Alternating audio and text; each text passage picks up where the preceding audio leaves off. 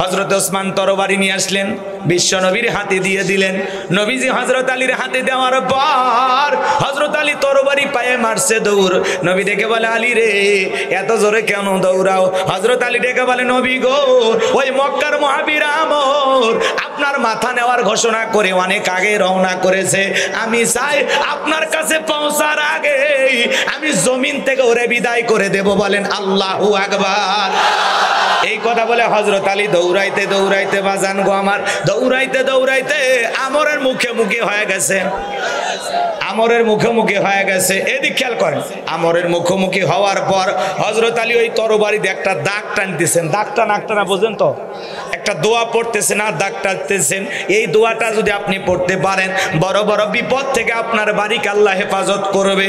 এইবার আমার ভাইয়ের এই দোয়াটা পড়ে যদি পানির ভিতরে ফু দিয়া সেই পানিটা বাড়ির চতুর্দিকে ছিটায় দিতে পারেন, আপনার বাড়িকে আল্লাহ পাক বড় বড় বিপদ মুসিবত থেকে হেফাজত করবেন। বলেন আল্লাহু আকবার।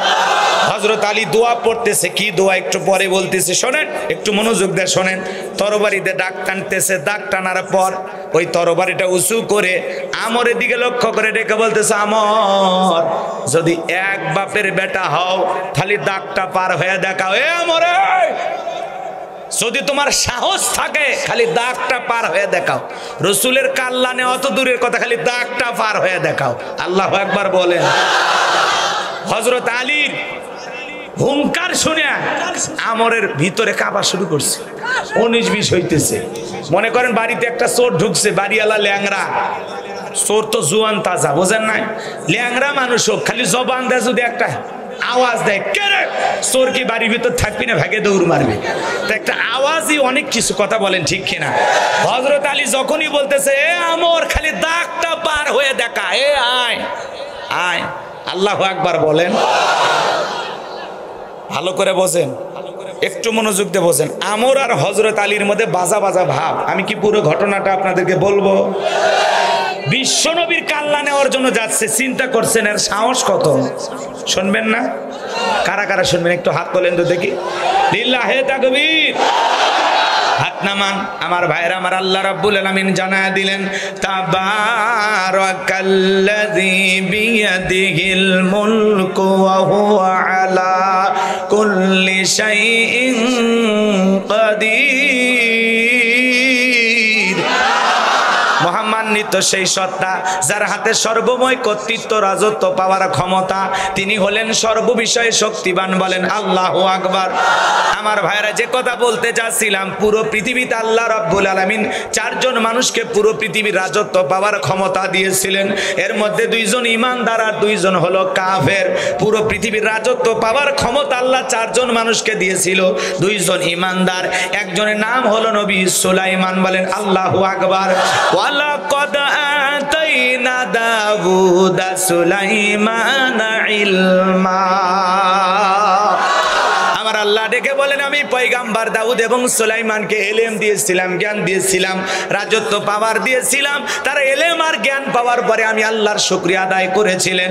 একটু মনোযোগ দিয়ে কথাগুলো শুনে যান। তাহলে পৃথিবীর একজন পয়গাম্বার নাম হলো সুলাইমান আলাইহিস সালাম, যাকে আল্লাহ রাব্বুল আলামিন পুরো পৃথিবীর রাজত্ব পাওয়ার ক্ষমতা দিয়েছিলেন। বলেন আল্লাহু আকবার।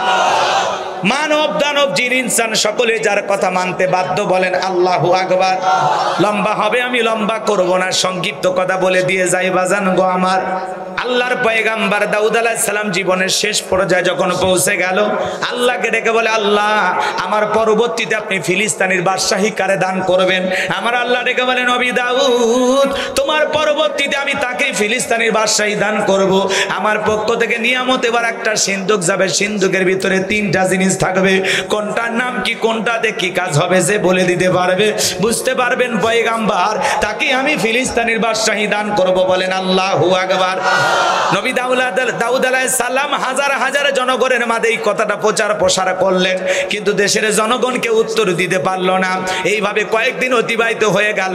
নবী দাউদ আলাইহিস সালাম যখন মানুষের কাছে বললেন, আল্লাহর পক্ষ থেকে নিয়ামতের বড় একটা সিন্ধুক আসবে, সিন্ধুকের ভিতরে 3টা জিনিস থাকবে, কোনটার নাম কি, কোনটা দিয়ে কি কাজ হয়, তোমরা কি কে বলে দিতে পারবা? পয়গম্বরের সামনে কোনো মানুষ মাথা উঁচু করে বলতে পারলো না।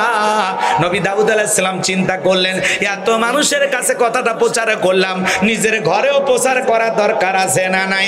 এই কথা চিন্তা ভাবনা করে নবী দাউদ আলাইহিস সালাম তার কলিজার টুকরা সন্তানদেরকে একত্রিত করলেন। নবী দাউদ আলাইহিস সালাম তার ছেলে মেয়ের সংখ্যা ছিল 40 জন। সুবহানাল্লাহ বলবেন না? কয়জন? আর আমাদের স্লোগান সন্তান দুইটার বেশি নয়, একটা হইলে ভালো হয়। আর আমার স্লোগান না হইলে ভালো হয়, খালি টোনার টুনি ডিস্টার্ব করার কেউ নাই, মরার পরে কাদারও কেউ নাই। এ কথা কন না কে?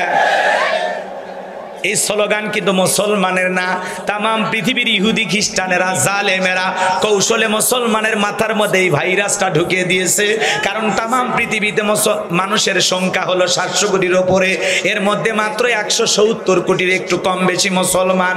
সংখ্যায় যদি আমরা 350 বা 400 কোটি মুসলমান হতে পারতাম, পৃথিবীর জালেমেরা মুসলমানের রক্ত নিয়ে খেলা করা দূরের কথা, মুসলমানের দিকে বাঁকা চোখে তাকানোরও সাহস পৃথিবীর কোন জালেমের ছিল না। কথা বলেন ঠিক কিনা? কিন্তু মুসলমান সংখ্যায় কম, এজন্য জালেমেরা হয়েছে আমাদের জম, কেড়ে নিতে চায় আমাদের দম। এজন্য মুসলমানের সংখ্যা বাড়াবেন না কমাবেন? কথা কয় না কে? এদিক এদিক সৌদি আরবে গত বছর একজন মহিলার সন্তান হয়েছে, একসাথে আল্লাহ 10 জন দিয়েছে। বাংলাদেশে 4 জন পর্যন্ত শুরু হয়েছে। মারহাবা কন। সন্তানে একবার নেবেন তো, আল্লাহ চাইলে একসাথে 8-10টা দেবে। কথা বলে ঠিক কিনা? তাহলে এদিক খেয়াল করেন, পরিবার পরিকল্পনা করা ভালো। একটা ছেলে হলে ডাক্তার বানাবো, ইঞ্জিনিয়ার বানাবো, এই ছেলেরা হাফেজ বানাবো, আনেম বানাবো, নেতা বানাবো। কথা বোঝেন নাই? এরকম সন্তানদেরকে নিয়ে পরিকল্পনা করা ভালো, কিন্তু আমরা পরিবার পরিকল্পনা করি না, আমরা করি মারিবার পরিকল্পনা। কোন ট্যাবলেটে টেনশন মুক্ত? এ কথা কন নাকি আপনারা? রাগ করতেছেন? করেন, আমার তাতে কি সমস্যা? একটু মনোযোগ দিয়ে কথাগুলো শুনে যান বাজান। যে কথা বলতে চাচ্ছিলাম, তাহলে বলেন তো মুসলমানের সংখ্যা বাড়ানোর দরকার আছে না নাই? আপনি সন্তান নিতে থাকবেন, 8-10টা 5টা 6টা যা হয় হোক, কোনো সমস্যা নাই।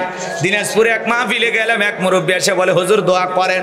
আরে মুরব্বী, এটা কে হয়? নাতি। কয় নাতি মানে এটা আমার। আমার মানে এটা 11 নাম্বার। কথা কয় না কে? এইরকম মানুষ আছে বাজান। একটা পরিবারে আগেকার মুরব্বীরা একজন মুরব্বীর 8-10টা করে বাচ্চা কাচ্চা, তারা একটা পদ্ধতি মানত না। কথা বলেন ঠিক কিনা? আর আমরা মনে করি রিজেকের মনে কন্ট্রাক্টরই আমরা নিছি, রিজেকের মালিককে। ওমা মিন দাব্বাতিন ফিল আরদি ইল্লা আলাল্লাহি রিজকুহা। রিজেকের মালিক আল্লাহ। আসমান জমিনে যা কিছু দেখেন, সকলের জন্য রিজেকের ব্যবস্থা আসমান থেকে করেন কে? একটু মনোযোগ দিয়ে কথাগুলো শুনে যান বাজান। আপনার 10টা 5টা সন্তানের মধ্যে এমন একটা সন্তান এমন জায়গায় পৌঁছে যাবে, আল্লাহ চাইলে ওই সন্তান একদিনে 10,000 মানুষের রিজিক ইনকাম করবে। কথা বলেন ঠিক কিনা? এজন্য সন্তানের সংখ্যা কমাবেন না বাড়াবেন? কথা কয় না কে? দাউদ আলাইহিস সালাম ছেলে মেয়ে কয়জন? 40 জন। কন্যা সন্তান 21 জন, ছেলে সন্তান 19 জন। পয়গম্বর ডেকে বলে, শোনো আমার সন্তানেরা, আল্লাহর পক্ষ থেকে নিয়ামতে ভরা একটা সিন্ধুক আসবে। এই সিন্ধুকের ভিতরে 3টা জিনিস থাকবে। কোনটার নাম কি, কোনটা দিয়ে কি কাজ হয়, তোমরা কি কেউ বলে দিতে পারবা?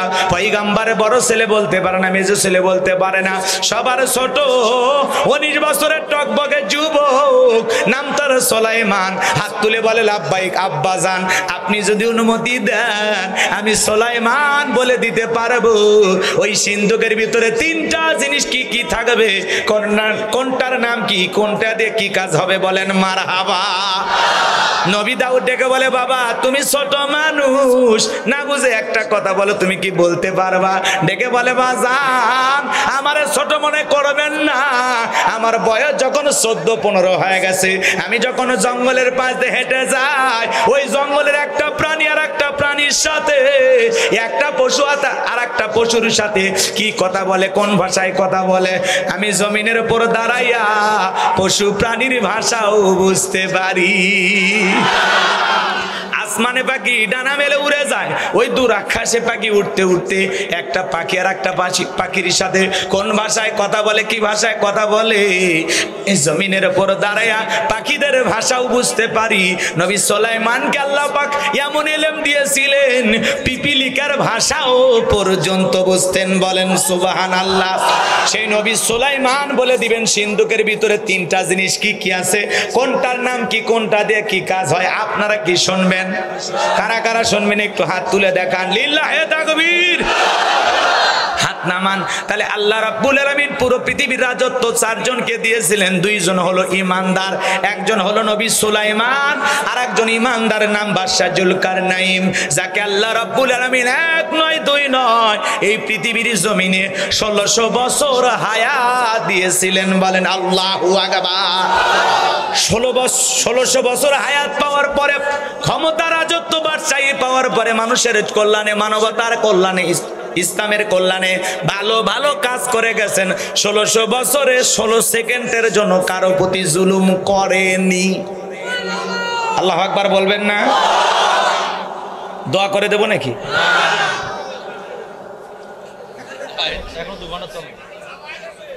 একটু মনোযোগ দিয়ে শুনুন আমার ভাইয়েরা। বাদশাহ জুলকারনাইন সূর্য উদয় হইতে সূর্য অস্তগামী পর্যন্ত, পূর্ব থেকে পশ্চিম পর্যন্ত পুরো পৃথিবীটা কথা কয় নাকি শাসন করেছিলেন। পুরো পৃথিবীর রাজত্ব পাওয়ার ক্ষমতা আল্লাহ তাকে দিয়েছিলেন। আল্লাহ পাক তাকে একটা ঘোড়া দিয়েছিলেন পৃথিবী ভ্রমণের জন্য। ঘোড়ায় যদি চাবুক মারতেন, এক এক কদমে ঘোড়াটা 12,000 মাইল রাস্তা পথ চলতো। বলেন আল্লাহু আকবার। সেই বাদশাহ জুলকারনাইন জীবনে কোনোদিন মানুষের প্রতি জুলুম করে? 1600 বছর হায়াত পেয়েছিলেন, বিশাল ক্ষমতা পেয়েছিলেন, জুলুম করেনি। তাহলে দুইজন ইমানদার, একজন নবী সুলাইমান, কথা কয় না কে, আর একজন বাদশাহ জুলকারনাইন। তারা ছিলেন ইনসাফ, আদল প্রতিষ্ঠিত করেছিলেন, মানুষের অধিকার প্রতিষ্ঠিত করেছিলেন, সুখে দুঃখে জনগণের পাশে ছিলেন। কথা বলেন ঠিক কিনা? এরা হলো কি সম্মানিত নেতা। কি নেতা ছিল? এইবার চলেন, দুইজন হলো কাফের। কয়জন কাফের? যাকে আল্লাহ পাক পুরো পৃথিবীর রাজত্ব পাওয়ার ক্ষমতা দিয়েছিলেন, দুইজন কাফের। এর মধ্যে একজন কাফের নাম হলো জালেম বাদশাহ বখতেনাসর। কিনা? আরো জোরে বলেন কিনা আমার ভাইয়েরা? জালেম বাদশাহ বখতেনাসরকে আল্লাহ পাক পুরো পৃথিবীর রাজত্ব পাওয়ার ক্ষমতা দিয়েছিলেন। সেই সময় একজন পয়গাম্বার ছিলেন, নাম হলো দানিয়েল আলাইহিস সালাম। আল্লাহর এই পয়গাম্বার উম্মতদের মাঝে সুন্দর করে দাওয়াতি কাজ করতেন। দিনের বেলায় দাওয়াত দিতেন, রাতেও দাওয়াত দিতেন, সকালে দাওয়াত দিতেন, সন্ধ্যায় দাওয়াত দিতেন। আর বনি ইসরাঈলদেরকে বলতেন, ইয়া বনি ইসরাঈল আযকুরু নি'মাতি আল্লাতী আন'আমতু আলাইকুম ওয়া আন্নী ফাদ্দালতুকুম আলাল আলামিন।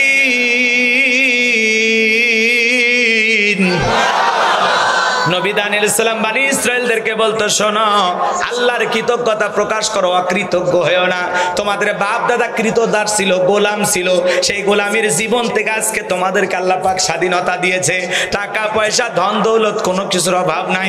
আর গাছের পূজা করো না, মাছের পূজা করো না, বাছুরের পূজা করো না, সূর্যের পূজা করো না, চন্দ্রের পূজা করো না, তারার পূজা করো না, আর মাছের পূজা করো না। এখন থেকে এক আল্লাহর ইবাদত করো। পয়গাম্বারের সুন্দর ভাষায় তাদেরকে দাওয়াত দিতে লাগলেন। কিন্তু তারা ডেকে বলে, পয়গাম্বার, পুরান দিনের গল্প শোনায় লাভ নাই, বাপ দাদা কি করেছিল ওইটা মূল বিষয় না। আমরা ভালো আছি, আমাদের সম্পদ আছে, টাকা পয়সা আছে, কোনো কিছুর অভাব নাই। ও পয়গাম্বার, বিদায় আমাদের গল্প শোনায় লাভ নাই।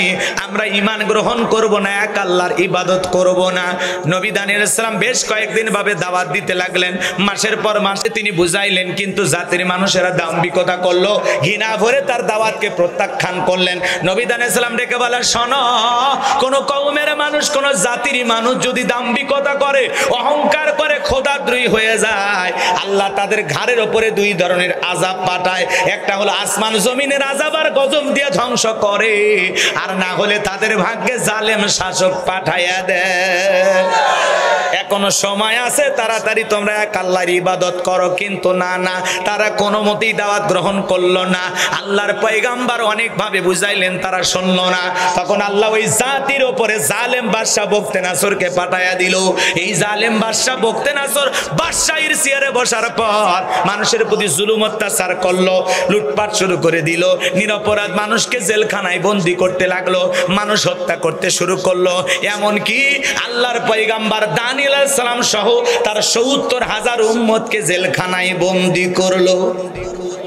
এখন নবী মানুষ কোন জায়গায়? এ জোরে কর না কে, পাশে কবর আছে, মরা লাগবে, ভয় পাচ্ছেন নাকি? নবী মানুষ কোন জায়গা? নবী কি করছে? কোন এই বাদশার বাড়ি চুরি করছিল? বাদশার বউরি গালি দিছে? বাদশার ছেলে মেয়ের গালি দিছে? অপরাধ কি মনে করে? একই দাওয়াত, একই কালেমার দাওয়াত। কেউ দাওয়াত দিয়া মোটা মোটা রান খায়, মোটা মোটা হাদিয়া পায়, আবার একই দাওয়াত দেয় কারো ভাগ্যে জেলখানা রুটি জুটি।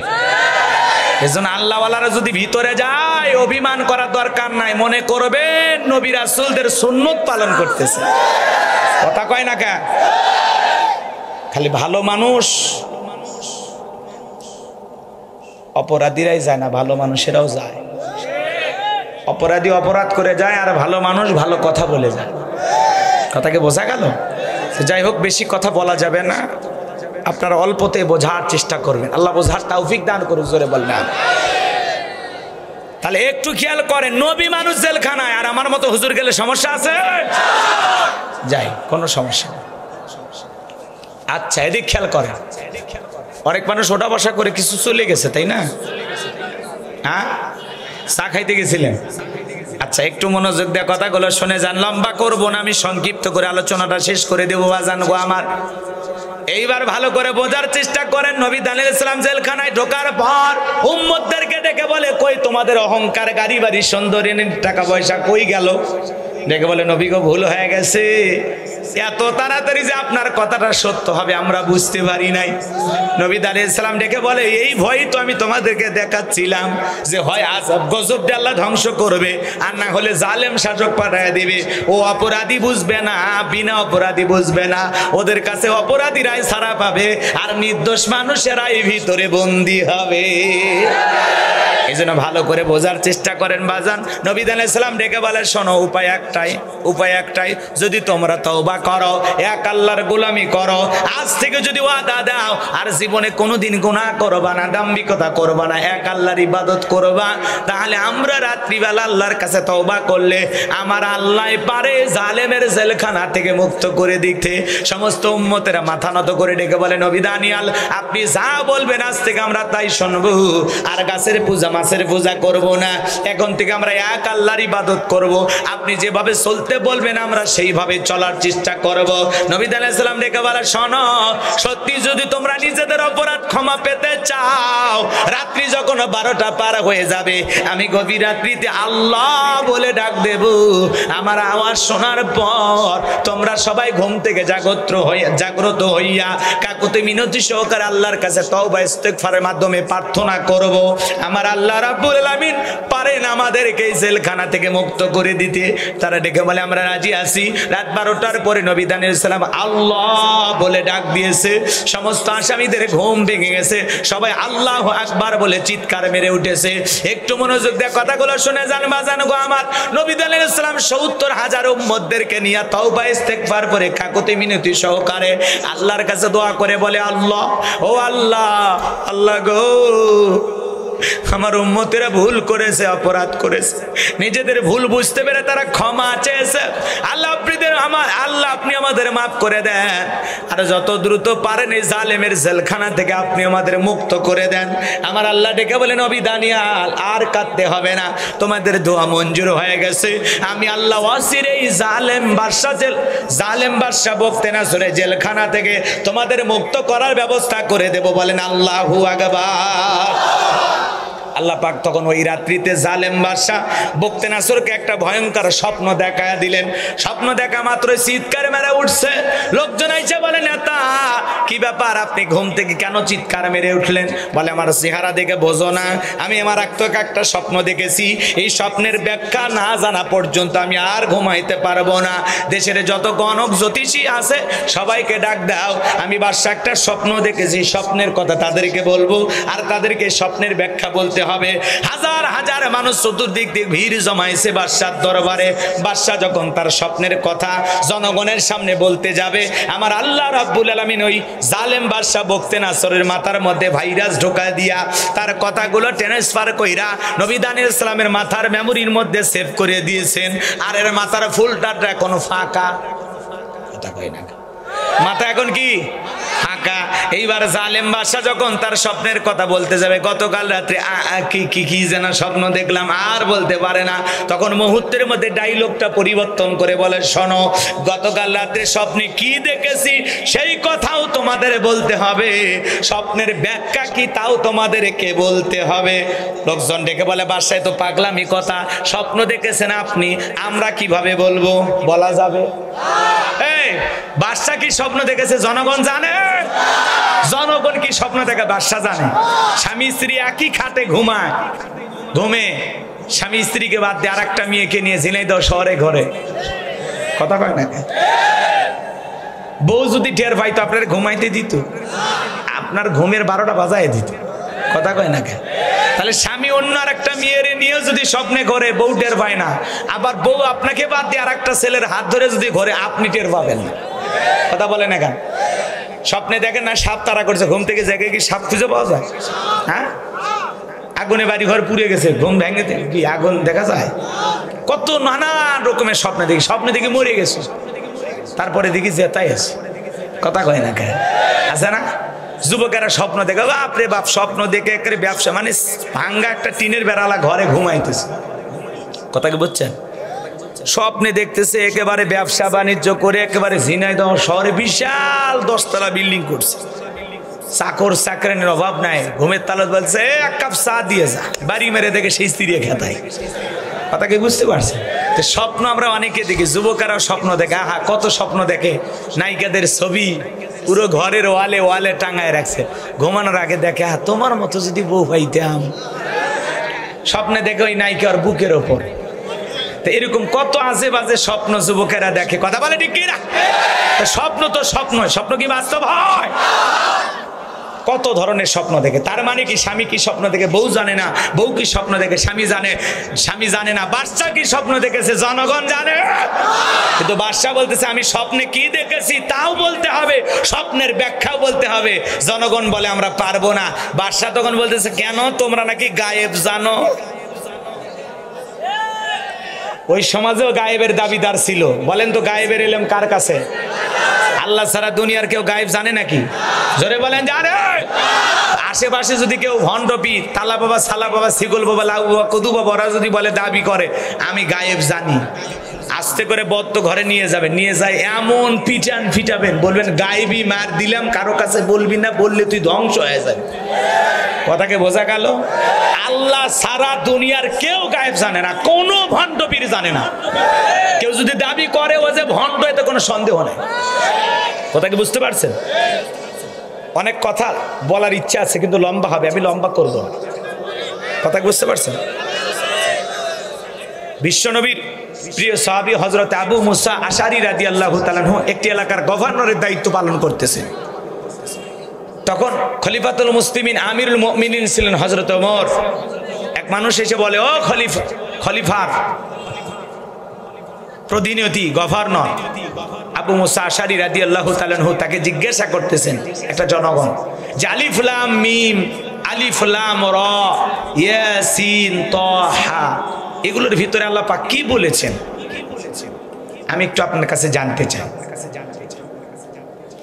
আবু মুসা আশআরী রাদিয়াল্লাহু তাআলা আনহু অনেক জ্ঞানী সাহাবী, বুঝতে পেরেছেন যে আর মাথার মধ্যে কি ঢুকেছে। একটা ছোট্ট চিরকুট লিখলেন, লিখে বললেন সমাধান আমি না, ওমরের কাছে যাও, হযরত ওমর তোমাকে দিয়ে দেবে। খলিফার কাছে চলে যাও, চিঠি নিয়ে চলে গেলেন হযরত ওমরের কাছে। যা বলে, ও খলিফাতুল মুসলিমিন আমিরুল মুমিনিন, আমি আবু মুসা আশআরী রাদিয়াল্লাহু তাআলা গভর্নর, তার এলাকা থেকে আসছি। কি বিষয়? আমি আপনার কাছে একটা বিষয় জানতে চাই। আলিফ লাম মিম, আলিফ লাম রা, তাহা, ইয়াসিন, এগুলোর ভিতরে আল্লাহ পাক কি আমলের কথা বলেছেন আমি তো জানি না, একটু আপনি যদি বলতেন। হযরত ওমর ফারুক বুঝতে পেরেছে আর ঘাড়ে খিসে পেছে শয়তান। তখন খেজুরের ডাল আনতে বললেন, খেজুরের ডাল দিয়ে ফিটান শুরু করছে।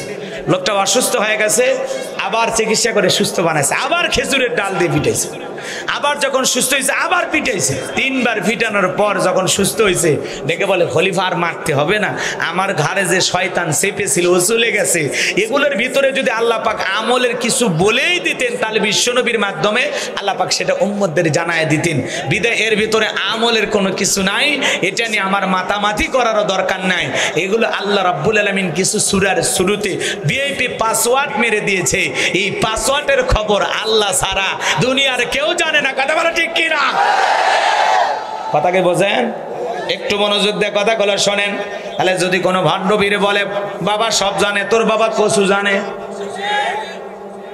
তোর বাবা কসুর মোতা জানে, কথা খায় না। এই জন্য কোনো ভণ্ডপীরের কাছে যাওয়া যাবে? কথা বলে না। ভণ্ডপীর আছে না?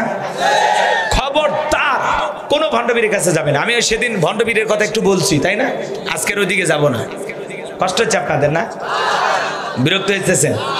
এই যে ভণ্ডপীরদের কারণে কিছু মুসলমানেরা কিন্তু বিপদগামী হয়ে যাচ্ছে, শিরিকে লিপ্ত হচ্ছে। হাজারা গুনাহ। ওরা ডুগি তবলার তালে তালে নাচতেছে আর জিকির করতেছে, ওরা মনে করে এটা জায়েজ। আসলে কি জায়েজ? এই কথা বলেন জায়েজ? যত বড় পীর সাহেব, যত বড় হুজুর ডুগি তবলার মাধ্যমে জিকির করুক, মনে রাখবেন এটা জিকির জায়েজ নাই। কথা কেন? কারণ ঢোল বাদ্য যন্ত্র সব কি, সব কি? আল্লাহ আমাদের সঠিক বুঝ দান করুন, জোরে বলেন আমিন। আর দেখবেন ওই ওরস শরীফগুলোতে মহিলাদের কন্টাক্ট করে নিয়ে এসে গভীর রাত্রে গান হয়, তালাক হইলে দে বাদশা ভাই, তালাক হইলে দে। ওই এত রাত্রে কিসের তালাক হইল? আর কয়টা দোকান? এরকম শয়তানি আছে না নাই? আছে না নাই? এক এক দরবারে বাপ রে বাপ গাঁজা খায়া মুজদারি লাল বানাইছে, আর ওদের দরবারে গান গাইতেছে, আমার বাবার সেননি গো লোহারে বানাইছে কাঁসা সোনা। নাউজুবিল্লাহ। খন রাগ করতেছেন? রাসূল চরণ অমূল্য ধন, রাসূল চরণ অমূল্য ধন, জীবন থাকতে চিল্লাম না আমার রাসূল পরশ মনি গো লোহারে বানাইছে খাঁটি সোনা। আমার নবী পরশ মনি গো লোহারে বানাইছে খাঁটি সোনা। জোরে বলেন মারহাবা। এগুলো গান। আর ওনা কয় সব কিছু ছাড়িয়া তোরা বাবার চরণ ধর, আয়না বসাইয়া দে তোর কলবের ভিতর বাবারি। এমন কায়দায় কলব ধাক্কা মারছে, মানে কলব ফাটিয়ে গেছে। আছে না নাই ভণ্ডপীর? এই ভণ্ডদের কাছে যাওয়া যাবে না। আল্লাহ সকল ভণ্ডপীরের হাত থেকে আমাদেরকে হেফাজত করুন, জোরে বলেন আমিন।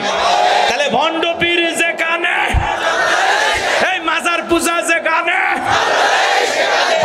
আল্লাহ ওয়ালাদের কাছে যেতে হবে। ওয়াকুনু মা সাদিকিন, যে পীরের পা থেকে মাথা পর্যন্ত নবীর সুন্নাত দিয়ে ঢাকা, যার চেহারার দিকে তাকালে আল্লাহর কথা স্মরণ হয়, যে পীর নিজে ইমামতি করিয়া মুরিদদেরকে নামাজ আদায় করে, যেই পীরের দরবারে কোনো মহিলা মুরিদ খুঁজে পাওয়া যায় না, ওইটা হক্কানি আল্লাহ ওয়ালাদের দরবার। কথা বলেন ঠিক কিনা? পীর ছিল শাহজালাল, শাহপরান, শাহ মাকদুম, বাইজিদ বুস্তামি, আব্দুল কাদের জিলানী। বড় বড় আল্লাহ ওয়ালাদের মাধ্যমে জমিন ইসলামের প্রচার প্রসার হয়েছে। আল্লাহ ওয়ালা খুবই ভালো জিনিস, কিন্তু আল্লাহ ওয়ালা ভালো, এর নকল বের হয়েছে কিছু ভণ্ড। শিকল পরে থাকে, আমার নাম দিচ্ছে কি শিকল বাবা। তালা পরে থাকে, নাম কি আল্লাহ বাবা। সালা পরে থাকে, নাম কি? হ্যাঁ। আর কাপড় নেই, ওর নাম কি? বিড়ি খায়, ওর নাম কি? এই যে আপনারা মুখস্থ। হ্যাঁ, গাঞ্জা বাবা। বাবার অভাব নাই। ধরো কলকি মারো টান। দেখছেন যুবকদের মুখস্থ? হুজুর কইলে দোষ। হ্যাঁ, ধরো কলকি মারো টান, গাঞ্জা বাবার আসে কান, মরিয়া গেলে সঙ্গে কিছুই যাবে না ইল বাবা। আছে না নাই ভণ্ড? এই ভণ্ডদের কাছে যাওয়া যাবে? মরে গেলে কি সাথে যাবে টের পাবেনি। আল্লাহ হেদায়েত দান করুক, জোরে বলেন আমিন। বাদশা বক্তে নসর ডেকে বলে, স্বপ্নে কি দেখেছি সেই কথাও তোমাদের বলতে হবে, স্বপ্নের ব্যাখ্যাও তোমাদেরকে বলতে হবে। আমার ভাইয়ের একটু মনোযোগ দিয়ে কথাগুলো শ্রবণ করেন। যে কথা বলতে যাচ্ছিলাম, ও ঝিনাইদহের মুসলমানেরা একটু মনোযোগ দিয়ে আমি গুনাহগারের কথাগুলো শ্রবণ করে যান। এইবার সমস্ত জনগণ ডেকে বলে, বাদশায় তো পাগলামি কথা, আপনি স্বপ্নের কথা বলবেন, আমরা স্বপ্নের ব্যাখ্যা বলবো। বাদশা বলে, অত শত বুঝি না, 7 দিনের আলটিমেটাম দিলাম, এই 7 দিনের মধ্যে স্বপ্নে কি দেখেছি সেই কথা আর স্বপ্নের ব্যাখ্যা যদি বলতে না পারো, 7 দিন পরে সবাইকে আমি ফাঁসি দিয়ে মারবো। অপরাধ কি জনগণ করছে নাকি জালেম বাদশা করছে? তাহলে সেই শাস্তি কেন জনগণকে দেবেন? অপরাধ তো করেছেন আপনি, কথা বলেন না কেন? একটু মনোযোগ দিয়ে কথাগুলো গুনাহগারে বোঝার চেষ্টা করবেন। সমস্ত জনগণ টেনশনে পড়ে গেল। 7 দিন কেন, 70 দিন কেন, 7 বছর যদি সময় দেয় তারপরে বাদশার স্বপ্নের খবর আমরা বলতে পারবো না। জেলার যখন জেলখানা দিয়ে ঘুরতেছে টেনশন আলা চেহারা নিয়া, পয়গম্বর দানিয়েল ডেকে বলে, জেলার দিকে আসো। দেখে মনে হয় টেনশনে আসো, বলে টেনশনে থাকবো না, বাদশা আমার স্বপ্নে দেখেছে। এই স্বপ্নের কথা যখন বলতে যাবে জনগণের সামনে বলতে পারলো না, স্বপ্নের ব্যাখ্যা যখন জনগণ দিতে পারলো না, স্বপ্নের কথা যখন বাদশা বলতে পারলো না, তখন উল্টো বাদশা ঘোষণা দিয়েছে, 7 দিনের মধ্যে স্বপ্নের ব্যাখ্যা যদি তোমরা না বলতে পারো, স্বপ্নে কি দেখেছি না বলতে পারো, ফাঁসি দিয়ে মারবো। নবী দানিয়েল ডেকে বলে, জেলার তোমার বাদশার টেনশনের ঔষধ আমার কাছে আছে, তোমার বাদশা স্বপ্নে কি দেখেছে সেই কথাও আমার জানা আছে, তোমার বাদশার স্বপ্নের ব্যাখ্যা কি হবে দুইটাই আমি জানি। এই কথা শোনা মাত্রই জেলায় মারছে দৌড়। ডেকে বলে, বাদশা আপনার টেনশনের ঔষধ পাওয়া গেছে, জেলখানে একটা আসামি আছে নাম দানিয়াল, আপনি স্বপ্নে কি দেখেছেন সেই কথাও তার জানা আছে, স্বপ্নের ব্যাখ্যাও জানা আছে। ডেকে বলে, বাজান কই, বাজানকে আমার কাছে নিয়ে আসো, ঠেলার নাম। এইবার চলে গেছে, ও দানিয়াল চলো। ডেকে বলে, শোনো, যাইতে আমি রাজি আছি, আমার একটা মাত্র শর্ত, আমার 70,000 লোককে গ্রেপ্তার করা হয়েছে, তাদেরকে জেলখানা থেকে বের না করে দেওয়া পর্যন্ত আমি আমার স্বপ্নের কথাও বলবো না, স্বপ্নের ব্যাখ্যাও দেব না। আল্লাহু আকবার বলেন। দেখেন নেতা কারে বলে, মানুষ কারে বলে। নবী উম্মতের কথা চিন্তা করে আগে জেলখানা থেকে বের হলেন না, আগে উম্মতের কথা চিন্তা করলেন। এই জন্য যাত্রার পিছনে স্লোগান দেবেন না, বল্টু ভাইয়ের চরিত্র ফুলের মতো পবিত্র, নামাজ পড়ে 1 ওয়াক্ত, গাঁজা খাই 5 ওয়াক্ত, ঘুমসুরিতে বাঁকা ভক্ত, শয়তানের 1 নাম্বার ভক্ত, হুজুরদের জন্য খুবই শক্ত, চুষে খাই গরিবের রক্ত। যার তার পিছনে স্লোগান দিয়ে বউ বাচ্চাকে এতিম বিধবা করা যাবে না। আপনি নেতার পিছনে স্লোগান দিতে দিতে ঝিনাইদহ শহরে চলে গেলেন, আপনি গরিব মানুষ, রিক্সা চালান, ভ্যান চালান, কৃষিক্ষেত্রে কাজ করেন, আরে পুলিশ আইসে 100 জন নেতা সহ গ্রেপ্তার করে নিয়ে গেল। নেতার তো মামু খালু দাদার টেলিফোনের অভাব নাই, নেতার কাছে সেলখানা শ্বশুর বাড়ি, সকালবেলা ঢোকে বিকেল বেলা বের হয়। কিন্তু আপনি জনগণ, আপনার জন্য জামিনের ব্যবস্থা কে করবে? নেতা যদি ভালো হইতো একে বলতে, এই গরিব মানুষগুলো আমাকে মহাব্বত করে মিছিল করার জন্য আমার সাথে উপস্থিত হয়েছে বিদায়, এই সমস্ত মানুষদেরকে জেলখানা থেকে মুক্ত না করা পর্যন্ত আমি নেতা বের হব না। এই জন্য যে নেতা আপনার দুঃখে কাঁদবে আপনিও তার দুঃখে কাঁদেন, যে আপনার সুখে হাসবে আপনিও তার সুখে হাসেন, যে সুখে দুঃখে পাশে থাকবে বুঝে শুনে তার পিছনে স্লোগান দেওয়ার দরকার আছে না? না। কিন্তু আপনারা জেলখানায় বিপদে ফেলে আপনার বউ বাচ্চার খবর নেবেন, আপনার বাড়িতে 500 টাকা দিয়ে বাজারও পাঠাইয়া দেবে না, এমন নেতার পিছনে থেকে সন্তান স্ত্রীদেরকে বিপদে ফেলার কোনো দরকার না। এজন্য বুঝে শুনে পা বাড়ান। আপনি কার পিছনে লাফাচ্ছেন, লাফ দেওয়ার আগে চিন্তা করেন যে আপনার বিপদে আপনার নেতা আপনার পরিবারের পাশে দাঁড়াবে কিনা। কথা বলে না কেন? বোঝেন, আগে থামেন, চিন্তা করেন, তারপরে লাভ দেন। বোঝেন, থামেন, কার পিছনে দৌড়াচ্ছেন? রাগ করতেছেন মনে হয়, একটু মনোযোগ দিয়ে কথাগুলো শুনে যান বাজান। নবী দানিয়েল আলাইহিস সালামের শর্ত শুনে বাদশার কাছে এসে ডেকে বলে, বাদশা যে আপনার স্বপ্নের কথা জানে, স্বপ্নের ব্যাখ্যা জানে, তার একটা শর্ত আছে, তার নাকি 70,000 লোককে গ্রেপ্তার করা হয়েছে, তাদেরকে জেলখানা থেকে বের করে না দেওয়া পর্যন্ত সে আপনার কাছ পর্যন্ত পৌঁছাইবে না। এইবার ডেকে বলে, বাজান যা বলে তুমি তাই করো। ওই বাজান যদি বলে এই জেলখানা কেন, পুরো পৃথিবীর সমস্ত জেলখানার আসামিও ছেড়ে দিতে রাজি আছি, বলেন আল্লাহু আকবার। এই এইবারে জেলার সাহেব বলে তোমার লোক কারা কারা, এইবার তাদেরকে একে একে একে জেলখানা থেকে বের করে দেওয়া হলো। সবার শেষে নবী দানের সাল্লাম তার উম্মতদেরকে মুক্ত করে বের হয়েছেন, বলেন আল্লাহু আকবার। এবার তাদেরকে বলেন তোমরা তোমাদের বাড়িতে যাও, আমি একটু নেতার সাথে কথা বলে আসতেছি। এই কথা বলে নেতা দানিয়াল বাদশা জালেম বাদশার দরবারে নবী দানিয়েল আলাইহিস সালাম প্রবেশ করবেন। বাজান গো আমার, এইবার প্রবেশ করার নিয়ম হলো যত মানুষ বাদশার দরবারে প্রবেশ করে মাথাটা নত করে প্রবেশ করতে হয়, সিজদার মতো মাথাটা নত করতে হয়। নবী মানুষ কি কোনো জালেমের কাছে মাথা নত করতে পারে? দেহটাকে আটোসাটো করলেন, মাথাটাকে উঁচু করে শরীরটাকে ভাঁজ করে ভিতরে প্রবেশ করলেন, তারপরে মাথাটাকে নত করলেন না। এমন দৃশ্য দেখার পর জালেম বাদশা বকতে নাসর ডেকে বলে বাবা, যত মানুষ আমার দরবারে প্রবেশ করে সবাই মাথাটা নত করে, তুমি কেন নত করলা না? নবী দানিয়েল সালাম ডেকে বলে আপনার স্বপ্নের কথা যে আমার মাথার মেমোরির মধ্যে সেভ করে দিয়েছি, তার কথা হলো তাকে ছাড়া অন্য কারো কাছে মাথা নত করা যাবে না। আমি যদি মাথা নত করতাম, আপনার মতো স্বপ্নের কথা যদি ভোলায়া দিত, আপনি স্বপ্নের ব্যাখ্যা এবং স্বপ্নের কথা না জেনে টেনশনে মরতেন, আর আমি না বলার কারণে আপনি আমাকে মারতেন। ডেকে বলে বাজান আসলেই তোমার বুদ্ধি আছে, নবীদের বুদ্ধি না থেকে কি পারে? মারহাবা কর। এইবার চেয়ারটা ছেড়ে দিলেন, দিয়ে বলতেছে বাবা তুমি আমার চেয়ারে বসো, আর তাড়াতাড়ি করে আমার সেই স্বপ্নের কথাগুলো আমার একটু বলায়া দাও। তাহলে জেলখানা থেকে মুক্ত করে বাদশাহী চেয়ারে বসায়া দেয় তিনি কি? ওয়ামাকারু ওয়ামাকারাল্লাহ আল্লাহু খায়রুল মাকিরিন।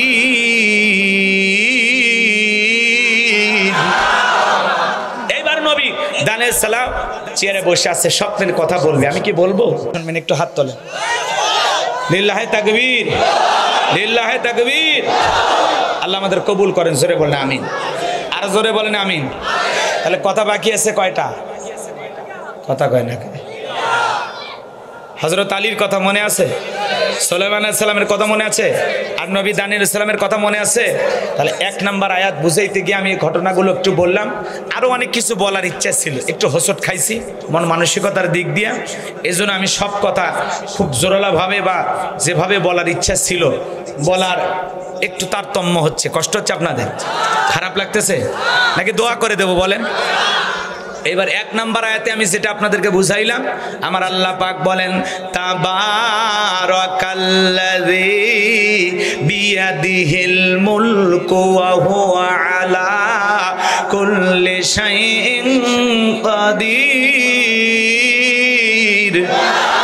মহামান্বিত সেই সত্তা যার হাতে সর্বময় কর্তৃত্ব রাজত্ব পাওয়ার ক্ষমতা, তিনি হলেন সর্ববিষয়ে শক্তিমান। তাহলে সকল ক্ষমতার একমাত্র মালিক, এটাকে আপনারা বিশ্বাস করেন? আর দুনিয়াতে যারাই ক্ষমতা থাক সবাই কি এটা বিশ্বাস করেন তো? তাহলে আমরা কার গোলাম? আর তিনি হলেন সবচেয়ে বড় ক্ষমতার মালিক। কথা বলে ঠিক কিনা? লিল্লাহি তাকবীর। তাহলে সকল ক্ষমতার একমাত্র মালিক কে? আল্লাহর চাইতে বড় ক্ষমতাধর, আল্লাহর চাইতে বড় আর কে? ঠিক আছে, আমরা তারই গোলাম, আমরা তারই গোলাম যে মনিব ছাড়া আর কোনো মনিব নাই। আমরা সেই রবের গোলাম যে রব ছাড়া আর কোনো রব নাই। আমরা সেই আল্লাহর গোলাম যে আল্লাহ ছাড়া আর কোনো আল্লাহ। এই জিনিসটা আমি আপনাদেরকে বুঝাইতে চাচ্ছিলাম। আরো কিছু কথা বলার ইচ্ছে ছিল, কিন্তু এখন আমি যে বিষয়টা বলবো, 2 নাম্বার আরেকটা আয়াত আছে, একটু মনোযোগ দিয়ে দিলটা নরম করে কয়েকটা মিনিট আমি আয়াতের আলোচনা করেই বাকি যে 3টা কথা আছে শেষ করে দেবো ইনশাআল্লাহ। কষ্ট হবে আপনাদের? একটু চলেন তো, চোখে 2 ফোঁটা চোখে পানি আনার চেষ্টা করি। পাশে কবরস্থান, একটু দেখি তো নিজের মনটাকে বুঝাইয়া কতটুকু আমরা একটু ভালো মন মানসিকতা নিয়ে কথাগুলো শুনতে পারি। আমার আল্লাহ পাক দ্বিতীয় আয়াতে কি বলেছেন, খুবই গুরুত্বপূর্ণ একটি বিষয়। আমার আল্লাহ পাক বলেন আল্লাযী খালাকাল মাউতা ওয়াল হায়াতা লিয়াবলুয়াকুম আইয়ুকুম আহসানু আমালা ওয়া হুয়াল আজিজুল গফুর।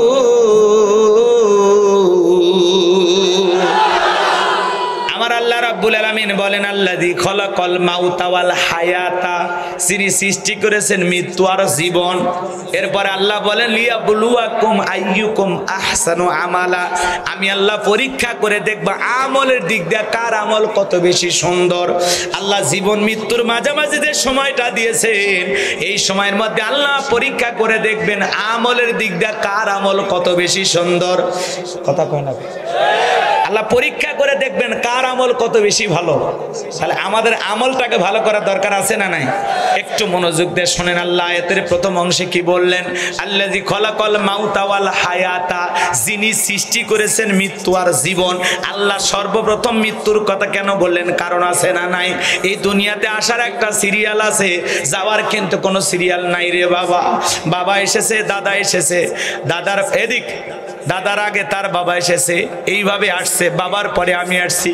কিন্তু যাওয়ার বেলায় দাদার আগে নাতি চলে যায়, বাবার আগে ছেলে চলে যায়। এই দুনিয়াটা বড় চিরকাল থাকার জায়গা না বাজান গো আমার। কে কখন বিদায় নেবে আমরা কেউ জানি না। কুল্লু নাফসিন যায়িকাতুল মাউত, প্রত্যেক প্রাণীকে মৃত্যুর স্বাদ গ্রহণ করা লাগবে। এই মৃত্যুর স্বাদ হলো দুই প্রকার আমার ভাইয়েরা। মিষ্টি খাইলে যেমন মিঠা লাগে, নিম পাতা খাইলে যেমন তিতা লাগে। যারা ঈমানদার তাদের মৃত্যুটা হবে মিঠা মৃত্যু। তারা মৃত্যুর যন্ত্রণা বুঝতে পারবে না। মায়ের কোলে সন্তান যেরকম দুধ পান করতে করতে ঘুমের মধ্যে চলে যায়, মুমিন বান্দার তেমনি ভাবে মৃত্যু হবে। বলেন আল্লাহু আকবার।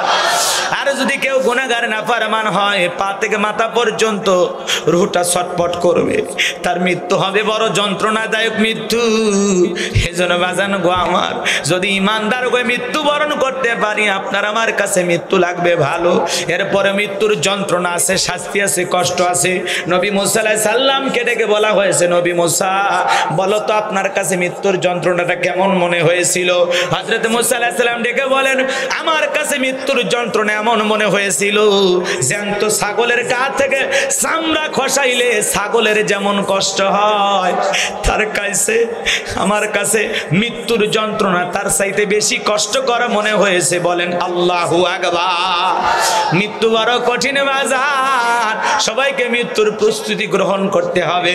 আপনি আমি যে অবস্থায় থাকি না কেন, মৃত্যু আপনাকে আমাকে ধরবে। আইনা মা তাকুনু ইদরিকুমুল মাউতু ওয়ালাউ কুনতুম ফি বুরুজিম মুশাইয়াদা। সূরা নিসার ৭৮ নম্বর আয়াত। আল্লাহ রাব্বুল আলামিন জানায়া দিলেন, যেখানে থাকো, যে অবস্থায় থাকো, মৃত্যু তোমাদেরকে ধরবেই। মৃত্যু থেকে পালানোর কোনো রাস্তা খোলা নাই বাজান গো আমার। আজ হোক কাল হোক আপনার আমার মৃত্যু হবে। মরণের পরে আপনাকে আমাকে অন্ধকার কবরে যেতে হবে।